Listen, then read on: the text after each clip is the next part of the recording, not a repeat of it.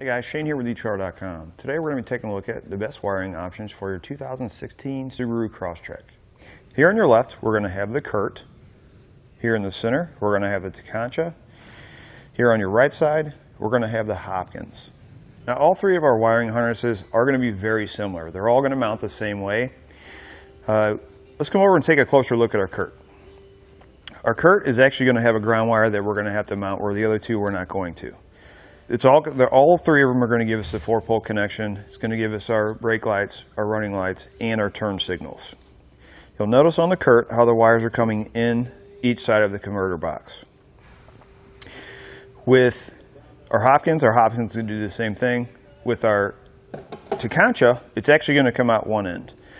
Let's go ahead and take a look at Tekonsha here. If you notice on the Tekonsha, there's a potting material in there. What this does is it fills a hole inside of this converter box, and it really holds the wires onto the circuit board better than the other two. If there's an issue with vibration where this box, if it happens to come loose or something, the Tekonsha and the Hopkins tend to fail because the wires break free from the circuit boards. With our Curt and our Tekonsha, these two are designed to live inside the vehicle, but if we come down to our Hopkins, as I mentioned, wires are going to come in each side of the converter box to connect onto the circuit board. But if we flip the box over, on the back it's going to tell us what each of the wires do, where the other two are not going to give us that option. Also, the Hopkins is designed for outside the vehicle. It's going to come with a rubber grommet to replace the one in the vehicle if you're going to run it outside. Now, that being said, doesn't mean you can't run the Tekonsha and the Curt outside the vehicle. You're just going to have to use the existing grommet 30 there, put a little slice in it, you can run the wire out, and use a little bit of silicone to fill in around the wire that's running through the grommet. Now, our Curt and our Tekonsha are going to have fuses on their wiring where the Hopkins is not. The benefit of that is we're not relying on just the fuse, the factory fuse for the wiring. This is a secondary safety device for the Curt and Tekonsha that if for some reason there is a wiring issue, it's going to blow this fuse before it blows the factory fuse. Now, as far as the converter boxes are very important.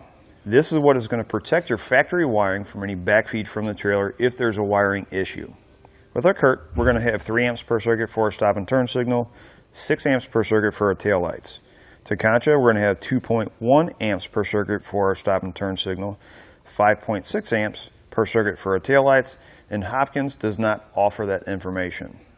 Each one of these is going to come with a dust cap. Tekonsha is going to be attached, where our Curt and our Hopkins, it is going to come separate and you have to put it on.